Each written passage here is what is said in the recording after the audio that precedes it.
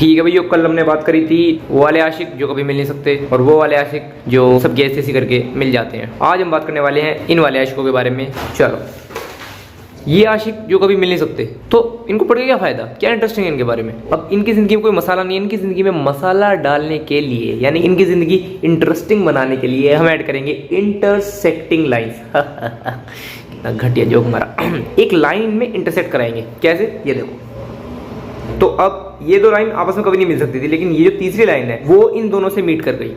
इस लाइन का नाम होता है ट्रांसवर्सल। कोई नहीं पूछेगा, लेकिन फिर भी बता दिया मैंने। अब एक और जरूरी सूचना जो मैं तुम लोगों को बता देता हूं। जरूरी नहीं है कि सिर्फ ये ही ट्रांसवर्सल हो। ट्रांसवर्सल ये भी हो सकती है, ट्रांसवर्सल ये भी हो सकती है, ट्रांसवर्सल ये भी हो सकती है। कहने का मतलब क्या है, ट्रांसवर्सल हर वो लाइन है जो दो पैरेलल लाइन को काटती है या इनको मिलाती है। अब वो टेढ़ी इस तरह है या टेढ़ी इस तरह है, या वो सीधी सीधी आ रही है या वो इनको जस्ट टच कर रही है, इससे फर्क नहीं पड़ता। अब तुमने अपनी बुक में ज्यादा देखा होगा कि पैरेलल लाइन को टिपिकली ऐसे बनाते हैं और एक टेढ़ी लाइन ऐसे कर देते हैं। तो फिर तुम्हारे पास जब ऐसे वाली लाइन आती है तो कहते हैं ओए नहीं नहीं नहीं, इसके अंदर तो ये लाइन इस तरफ बन रही है, इस तरफ बननी चाहिए। ऐसा कुछ नहीं है, बड़ी भी हो सकती है, छोटी भी हो सकती है, फाड़ के निकल भी सकती है, इनको जस्ट टच भी कर सकती है। अब हम आते हैं मेन मुद्दे पे। तो भाई हमने क्या कहा, इनके बीच में एक डोर बना दी हमने, ठीक है, जिसको हमने कहा ट्रांसवर्सल लाइन। मैंने कल कहा था कि पैरेलल लाइन कोई एंगल नहीं बनाती, साफ सीधी बात है। एंगल क्यों बनाएगी, एंगल तब बनता है जब दो लाइन आपस में मीट करती है, जब दो लाइन आपस में मिल जाती है, ठीक है। अब ये दो लाइन जब मिलेंगी नहीं तो एंगल कहां से बनेगा। अब एक लाइन इन दो लाइन से मिल गई, इसका मतलब एंगल बनेंगे, एंगल बनेंगे। अब जरा देखो मैं कितने एंगल बनेंगे, गिन लेता हूं। एक एंगल तो भाई साहब ये बन रहा है, इसको कह दिया हमने 1। एक ये वाले एंगल बन रहे हैं 2, एक भैया ये वाले बन रहे हैं 3, 4। एक साइड से 4 बने तो दूसरी साइड से भी 4 और बनेंगे, ठीक है। तो इनको भी नाम दे देते हैं 5, 6, 7, 8, ठीक है। अब जरा देखते हैं कि इन एंगल्स में आपस में रिलेशन है क्या। यहां पे कितने तरह के एंगल बनते हैं मैं समझा देता हूं। 4 तरह के एंगल बनते हैं, जिनमें से इंपॉर्टेंट 3 तरह के होते हैं। एक एंगल कॉमन होता है जो इंटरसेक्टिंग और इनमें दोनों में बनता है। पहले हैं ऑल्टरनेट एंगल्स, ठीक है। ऑल्टरनेट एंगल्स में 2 पार्ट आते हैं, ऑल्टरनेट इंटीरियर और ऑल्टरनेट एक्सटीरियर, ठीक है। दूसरे जो बनते हैं वो होते हैं कोरेस्पोंडिंग एंगल्स और तीसरे बनते हैं वर्टिकली ऑपोजिट एंगल्स, ठीक है भैया। 1, 2, 3, 4 टोटल 4 तरीके के एंगल यहाँ पे बनते हैं। और एक और बहुत इंपॉर्टेंट चीज़ है, वो मैं थोड़ा बाद में बताऊंगा, ठीक है भाई। सबसे पहले आते हैं ऑल्टरनेट एंगल्स। ऑल्टरनेट एंगल याद करते हो भूल जाते हो, सिंपल है। ऑल्टरनेट का मतलब क्या होता है, एक तरह से उल्टे। अब इसके अंदर देखो, ये जो भैया है, ठीक है, ये इस तरफ देख रहे हैं, ठीक है। ये दोनों भैया जो हैं वो इस तरफ देख रहे हैं और ये वाले भैया इस तरफ देख रहे हैं। आ रही है बात समझ में। सिमिलरली ये वाले भैया इस तरफ देख रहे हैं, ये वाले भैया इस तरफ, और ये वाले भैया इस तरफ, और ये वाले भैया इस तरफ। ऑल्टरनेट का मतलब होता है हर मायने में उल्टा, कि एक इधर देखेगा और एक इधर देखेगा। मतलब ये इधर देखेगा तो एक इधर देखेगा। अब ये ऊपर की साइड है तो दूसरा नीचे की साइड होगा। आ रही है बात समझ में। देखो, अगर हमें पता करना है कि 4 का ऑल्टरनेट एंगल कौन सा है, भाई सब चीज देख लो। 4 ऊपर है तो अगला नीचे बनेगा, और 4 इधर देख रहा है तो वो इधर देखेगा। तो अब जरा देख लो, ये ऊपर है तो नीचे आ जाते हैं। इन दोनों में से कोई भी ऑल्टरनेट हो सकता है, लेकिन ये इधर देख रहा है तो दूसरा इधर देखना चाहिए, तो 4 और 5 आपस में ऑल्टरनेट हो गए। इसी तरह 3 को देखो, 3 ऊपर है तो यानी कि नीचे बनना चाहिए, यानी 5 और 6 में से कोई एक होगा इसके जैसा। अब 3 उधर देख रहा है तो 6 इधर देख रहा है, इसका मतलब 3 6 के बराबर होगा। इतनी सी चीज है, ठीक है। अब आते हैं पूरी डेफिनेशन पे। ऑल्टरनेट इंटीरियर एंगल्स, इसका मतलब समझो भाई। इंटीरियर आ गया और यहाँ पे एक्सटीरियर आ गया। इंटीरियर का मतलब क्या होता है, अंदर। अब देखो जरा, यहाँ पे अंदर वाले एंगल कौन से हैं। देखो ये छत दिख रही है, इस छत के अंदर जितने भी एंगल बनेंगे वो सब के सब इंटीरियर होंगे, ठीक है। कहने का मतलब है सिर्फ इंटीरियर की बात कर रहा हूं मैं। 3, 4, 5 और 6 ये सब के सब इंटीरियर है। ऑल्टरनेट पेयर कौन कौन से हैं यहाँ पे देखो, 4 के साथ 5 मैंने भी बताया तुम्हें, ठीक है, और 3 के साथ 6। अब इस तरह ऊपर वालों का भी अल्टरनेट है भाई। ये ऊपर है तो 1 नीचे बनेगा, 2 इस तरफ, 7 इस तरफ, तो 2 और 7। अब 1 इस तरफ ऊपर है तो 8 नीचे की तरफ और इधर देख रहा है, 1 और 8। इतनी बात समझ में आई। अब जो घर के अंदर है और ऑल्टरनेट है उनको हमने क्या कह दिया, ऑल्टरनेट इंटीरियर एंगल। मानिए ये इधर देख रहा है, ये इधर देख रहा है और घर के अंदर है, इसलिए ऑल्टरनेट इंटीरियर हो गए। अब याद रखना ये जितने भी एंगल्स है ना ये सारे आपस में इक्वल होंगे। ऑल्टरनेट इंटीरियर एंगल्स आपस में इक्वल होंगे, ऑल्टरनेट एक्सटीरियर एंगल्स आपस में इक्वल होंगे, कोरस्पोंडिंग एंगल्स इक्वल होंगे और वर्टिकली ऑपोजिट एंगल्स इक्वल होंगे। अब ऑल्टरनेट इंटीरियर जितने भी है मैं उन सबको लिख देता हूँ, ठीक है। इंटीरियर और ऑल्टरनेट एंगल 4 का ऑल्टरनेट इंटीरियर कौन सा बनेगा, इंटीरियर घर के अंदर, ऑल्टरनेट 4 का ऑल्टरनेट 5, एंगल 5, ठीक है। अब इंटीरियर वाला एंगल 3, इसका ऑल्टरनेट 6, एंगल 3 बराबर एंगल 6, डन। ऑल्टरनेट इंटीरियर बस इतनी बनेंगी। सेकंड पे आते हैं अब, ऑल्टरनेट एक्सटीरियर एंगल्स। सिंपल वही फंडा, सेम फंडा, ऑल्टरनेट होनी चाहिए और बाहर बननी चाहिए। अब ये घर के अंदर बने तो घर के बाहर वाले ये 4 लोग हैं, ठीक है। अब देखो नंबर 1 का ऑल्टरनेट एक्सटीरियर कौन सा होगा, 1 इधर देख रहा है बाहर की तरफ है, तो नंबर 1 का नंबर 8 हो जाएगा।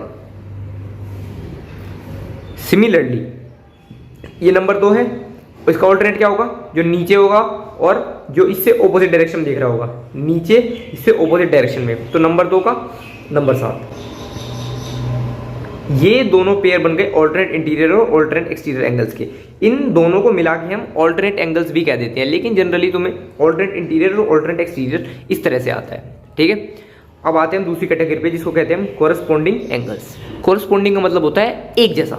अब इनमें जरा ध्यान से देखो कि एक जैसे कौन से दिख रहे हैं। ये वाला एंगल ना ऐसे बन रहा है ऊपर की तरफ, इसके ठीक एक जैसा दिखने वाला ये वाला एंगल है भाई, ये भी इसी तरीके से बन रहा है, कुछ बन रहा है कि नहीं बन रहा, ठीक है। बाकी सब देखो, बाकी सब ये ऐसे बन रहा है तो वो इधर बन रहा है, ये ऐसे बन रहा है तो ये ऐसे बन रहा है, ये ऐसे है तो वो इसके ऑपोजिट में है, लेकिन ये बिल्कुल इसके जैसा लग रहा है देखने में। इस तरह से इसकी गुफा सी बन रही है, इसकी गुफा भी इस तरह से बन रही है, ठीक है। सिमिलरली इस वाले को देखो, इसकी गुफा ऐसे बन रही है, इस वाले की ऐसे बन रही है।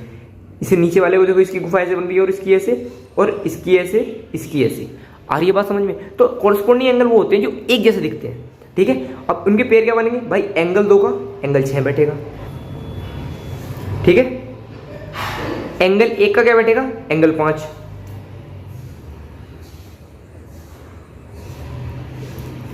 एंगल 4 का एंगल 8, और एंगल 3 का एंगल 7। आई बात नहीं समझ में। लास्ट कैटेगरी कौन सी है, वर्टिकली ऑपोजिट एंगल्स की। वर्टिकली का मतलब क्या होता है, सीधा, ऑपोजिट मतलब उल्टा, ठीक है। वो एंगल जो सीधे सीधे उल्टे हैं, बिल्कुल, ठीक है, बिल्कुल आमने सामने से उल्टे हैं। अब इसमें देखो, ये वाले आमने सामने उल्टे हैं, ये वाले भी आमने सामने उल्टे हैं, ये वाले आमने सामने उल्टे हैं और ये वाले आमने सामने उल्टे हैं। अब वर्टिकली ऑपोजिट एंगल जो है ये ज़्यादातर बनते हैं, हमेशा बनते हैं इंटरसेक्टिंग लाइन में, ठीक है। अलग से बना कर दिखाता हूँ।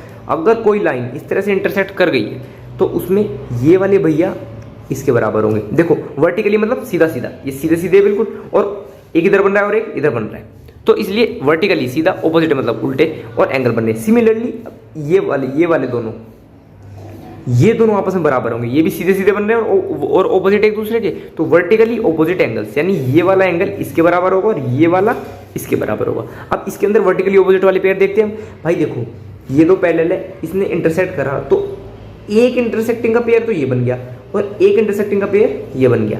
तो इस वाली इंटरसेक्टिंग लाइन में 1 और 4 इक्वल हो जाएंगे आपस में, और 2 और 3 हो जाएंगे। तो ये पेयर लिख देता हूं मैं, यहां पे लिख देता हूं साइड में, वर्टिकली ऑपोजिट एंगल 1 बराबर एंगल 4, सेकंड एंगल 2 बराबर एंगल 3, थर्ड। अब इसमें देखो ये वर्टिकली ऑपोजिट है, एंगल 6 एंगल 7 के बराबर हो जाएगा, एंगल 6 एंगल 7 के बराबर, और एंगल 5 एंगल 8 के बराबर हो जाएगा, एंगल 5 बराबर एंगल 8।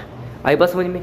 सिंपल सी चीज़ है, 1 4 के बराबर, 2 3 के बराबर, वर्टिकली ऑपोजिट सीधे सीधे उल्टे हैं, ठीक है। 2 और 3 के, 5 8 के और 6 7 के। थोड़ा सा होच पोच लग रहा होगा लेकिन बहुत ही आराम से हो जाएंगे क्वेश्चन। एक बार तुमने मतलब समझ लिए इनके, फिर तुम भूलोगे नहीं कभी भी, देख के बता दोगे बस। अब जरा ध्यान देने वाली बात क्या है, यहाँ पे ये जो 1 2 3 4 एंगल है ना, 4 एंगल आपस में इक्वल है और बाकी के 4 आपस में इक्वल है। कैसे वो देखो, स्टार्टिंग से बताता हूँ, सारे कवर हो जाएंगे।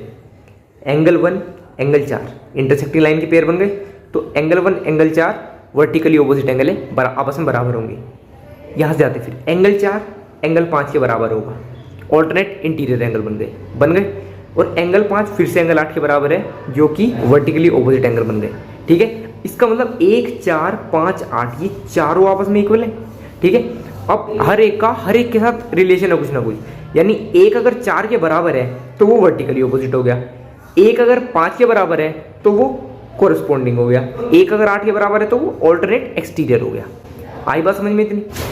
ठीक है, अब एक और सबसे इंपॉर्टेंट बात, ये चीज़ ना इतनी अच्छे से नहीं पढ़ाई जाती और इसका यूज़ बहुत आता है आगे। क्या होता है, ये जो दो एंगल होते हैं ना, जो घर के अंदर ये जो दो बनते हैं, इनका सम हमेशा 180 डिग्री होता है, और एंगल 4 और एंगल 6 इनका सम हमेशा 180 डिग्री होता है। कहने का मतलब है एंगल 4 प्लस एंगल 6 ये हमेशा 180 डिग्री बैठेगा, और एंगल 3 प्लस एंगल 5 इनका सम हमेशा 180 डिग्री बैठे। तो जैसे ये वाला एंगल दे दिया तुम्हें, ये मान लो 60 डिग्री है, तो तुम्हें कह देंगे ये वाला एंगल निकालो, तो तुम्हें पता नहीं लगता कि उसमें प्रॉपर्टी कौन सी यूज करें। इस प्रॉपर्टी का नाम पता है क्या है?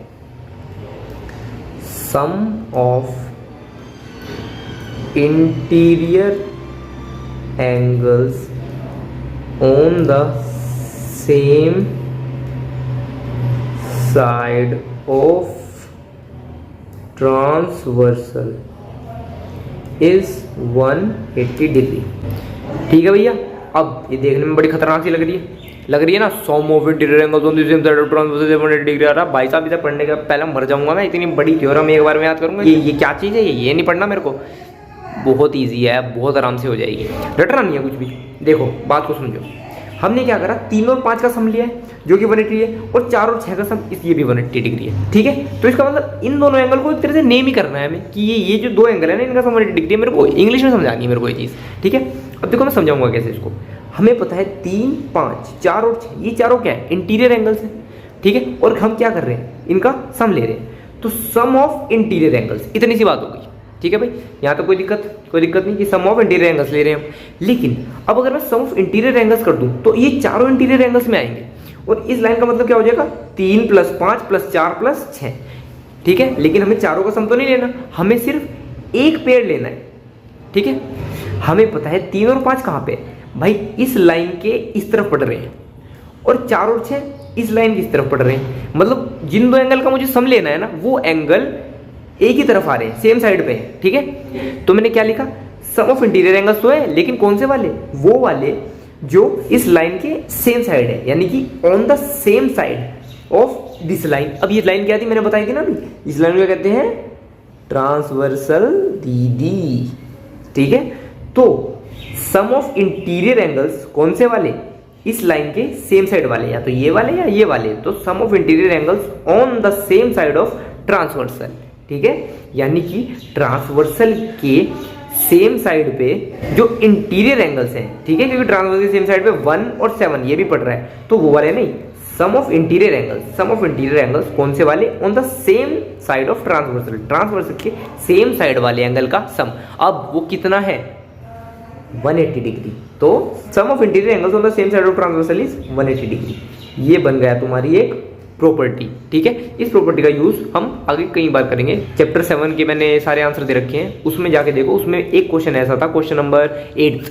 ठीक है, एक्सरसाइज 7.1 का क्वेश्चन नंबर 8, उसका सेकंड पार्ट, जहाँ पे हमें एंगल डीबीसी को 90 डिग्री प्रूव करना था, वहाँ पे हमने इस प्रॉपर्टी का यूज करा है। ठीक है, तो भाई ये था तुम्हारा पूरी पैरेलल लाइंस। ठीक है, इसके बाहर से कुछ नहीं आएगा, ये पैरेलल लाइन का टॉपिक चुटकी बजा के याद हो जाएगा तुम्हें। ठीक है भाई, चलो बंद करते हैं, टाटा।